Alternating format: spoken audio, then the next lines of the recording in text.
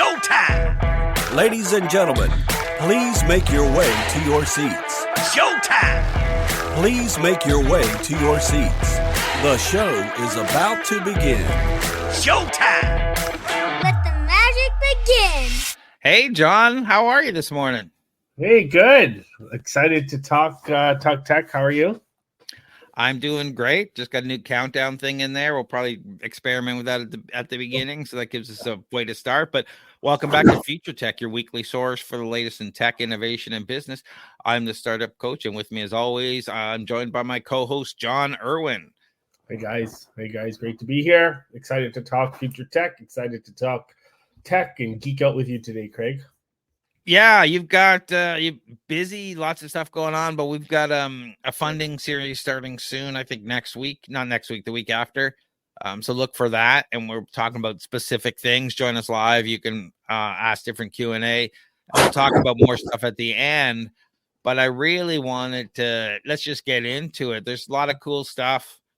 Some of this from CES, some from somewhere else. But the first story I wanted to get into was this wearable exoskeleton. Yeah. Whenever I hear exoskeleton, I always think back to the Aliens movie with the big construction machine that they're using to fight the alien. But this is different. This isn't that with the big huge claws. This is it's a muscle suit. The muscle suit is it's a soft wearable exoskeleton. It was developed by Innofis. I'm guessing PHYS is short for physical or physics, to assist with lifting and carrying heavy objects.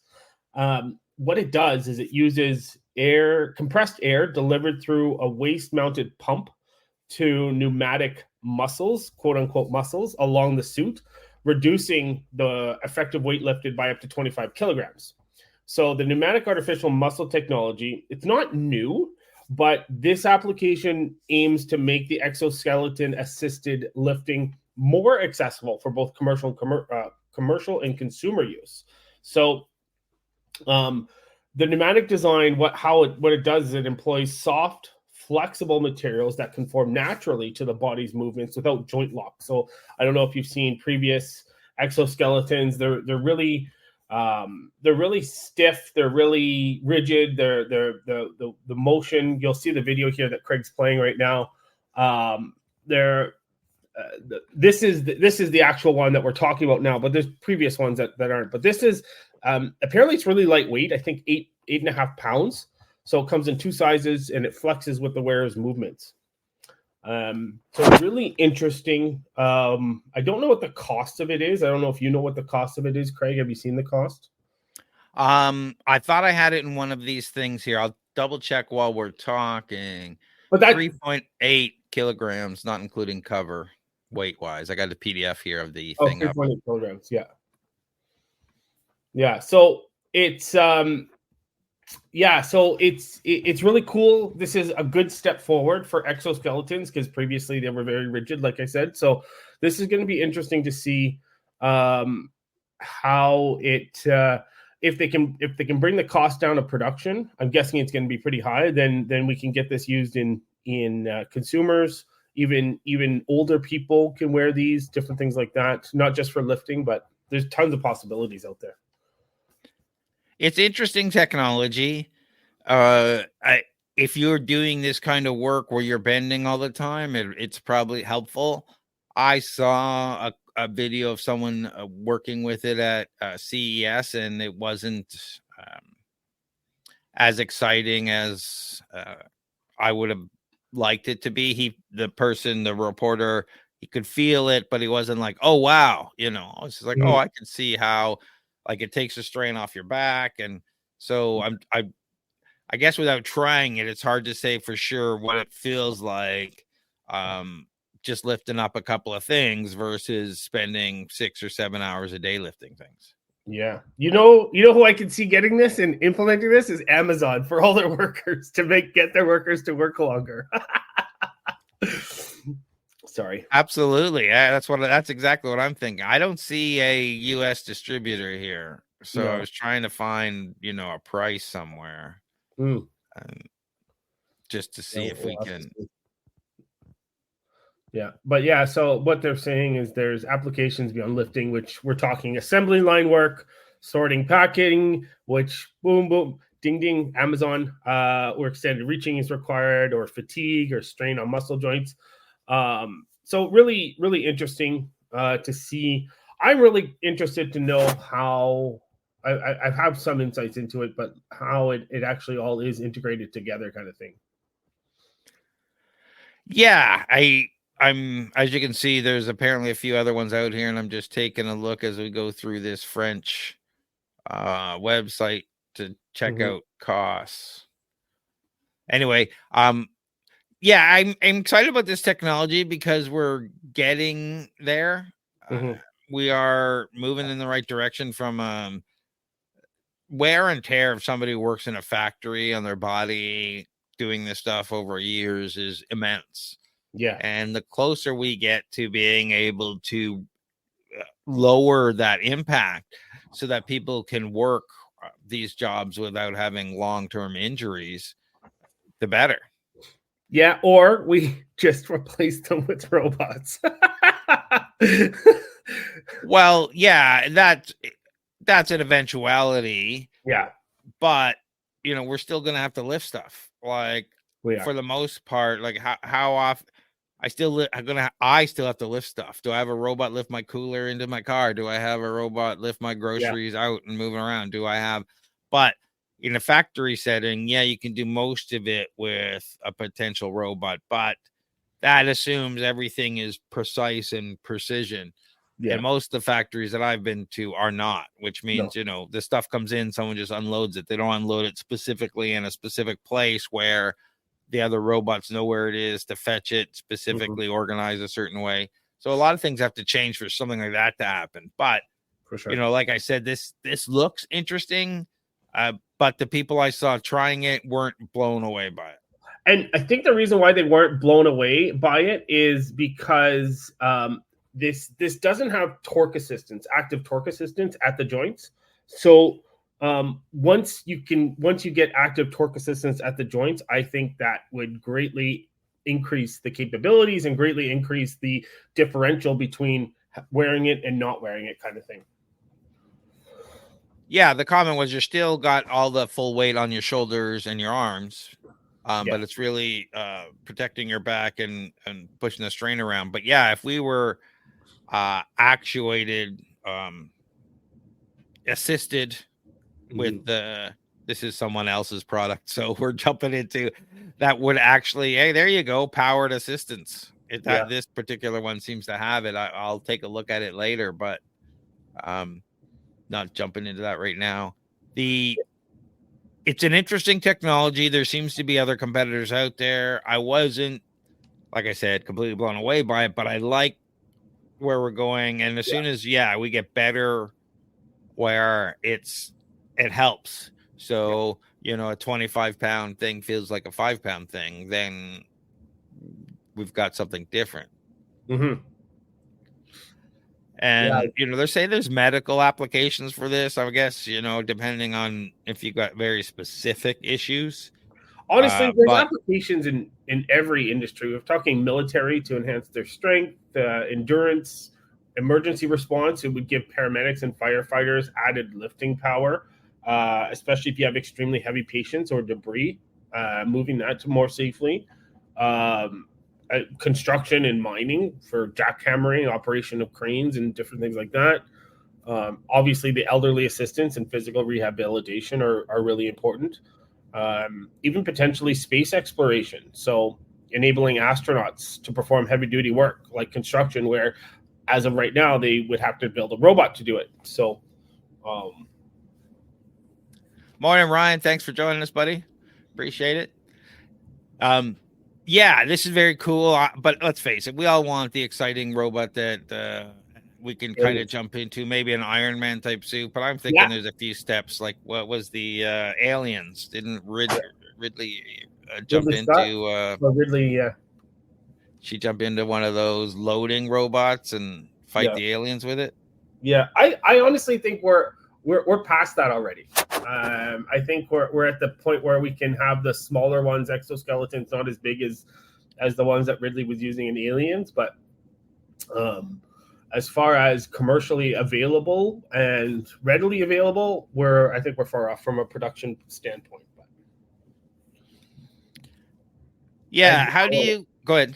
Go ahead. No, and power wise too. Like you're talking Iron Man suit, and that's powered by his own technology, right? So absolutely. So the question becomes, powered and controlled is where we kind of want to be to really this being unpowered just seems like it reduces strain in certain areas versus being powered where it would actually do those assisting things that you're talking about, helping people move around, taking significant weight off certain areas of the body or whatnot that they can't, handle it. Yeah. So helping mobility, helping all sorts of issues where people can't, where they have pain or they just physically can't move around or lift. Yeah. And the problem is right now you've only got essentially two options. You got pneumatics or hydraulics. And so hydraulics are going to take a lot more, are going to be a lot heavier as opposed to pneumatics. And then you got electric motors that are going to have to be involved, which makes it heavier, makes it less flexible, different things like that. So you've got, and then how you're going to power all that. You're going to have a battery pack or compressed gas or different things like that. Like I can see if you're on a shop floor and you've got these exoskeletons and they're just tied to it. Like if you're standing in place and you're just moving maybe a few feet here and there, you could have a power cord. So you're reducing the weight heavily and putting the power, plugging it right in. But if you're having to walk and move around, well, that's something completely different. How do you power that? And well, actually, we can get into this in the next one. Is I think China released a nuclear battery that lasts for many, many years. They just released it, or they said that they have it. So it's something we can talk about in our future episode. That could power this. Is that the one that's like radioactive? Yeah. All right, let's talk. Yeah, put it in the list. I'd love to talk about it because I saw some stuff on that. Apparently, it's radioactive, but it's safe. I don't know. Definitely. It seemed pretty small, like the size of a matchbook or something. Yeah, they showed it. It looked like the size of a microchip at one point when they were showing one of the pictures. So I have no clue. Who knows? It's probably AI generated stuff anyway. So yeah, we'll go take a look at it later. Yeah. Almost all my album art and our backgrounds are AI generated now, and some of them you'll see a little Firefly logo or whatnot. Just for people, just generate this stuff. I'm trying to get John to generate it for me, but Sorry. Yeah. I've been having some issues with Poe.com as far as getting like actual files. Don't worry about it. But we'll figure it out. But yeah, I could easily put your battery in the shoes. Yeah. You know what I'm saying? Like you don't want to carry it around, but now you put it in the boots or put it in whatever, it becomes part of the suit. The cable runs up. Definitely interesting technology. We're only at the early stages. Yeah. But I could definitely see things where we're targeting, say, an arm where, one arm is, I was watching an interview with Dean Cain actually yesterday, Superman, and he had blown his bicep, something he had to get surgery in there. But if he had something like this for his arm, he could still get around doing normal stuff without having to favor the one arm all the time and that kind of thing before a surgery. So definitely from a rehabilitation point of view, this is really interesting, and I think I'm ready for the future. Do you think at some point they'll be able to, like, it was Ripley, I think. Well, who was it in Aliens? It's Ripley. I said Ridley earlier. Sorry for everyone. Don't yell at me for saying Ridley. It's Ripley. No, Ripley. Yeah. Oh, I thought you said Ripley. Sorry. Yeah, it's all right. When do our exoskeletons going to interpret our natural gestures and start assisting us? Like, she jumped in that thing and it was doing exactly her motions and whatnot. Well, that comes down to a bunch of different things. Motion sensors on limbs that can track joint angles, torso orientation, linear angular velocities to detect intended movements. And then you got force sensors and contact points to measure muscular exertion levels and tension directions to infer tasks like lifting, pushing, or pulling. You've got the EMG sensors, electromammography sensors on the skin or implanted, could read electrical signals from the muscles. And then you've got your machine learning, AI. So any repeated motion or EMG data would allow the algorithms to recognize patterns and predict intended tasks based on posture, muscle dynamic, different things like that. Then you have your intent interfaces, torque modeling. By understanding the biomechanics and motion dynamics, control systems can apply optimal counter torques in sync with kind of your biological movements. The sensor fusion, so integrating multivariate data could provide robust and redundant understanding of intent. So we need a lot more data, and so these exoskeletons are going to help to gather more data in order for us to build these exoskeletons to interpret user intent and assist better with natural gestures. Absolutely. Well, I think for a regular person, intent will become fairly easy. I say regular person, but say versus a quadriplegic who won't have to necessarily be able to move their arm or leg in a certain direction. To intent will have to do something like breathe or do something with the tongue or, I've seen various interfaces, and I'm looking forward to seeing interfaces like that built into exoskeletons or other things. So now we can really bring up a quality of life for people who otherwise wouldn't have. Absolutely. But as far as paraplegics and quadriplegics, couldn't we just install the Neuralink device? Sorry.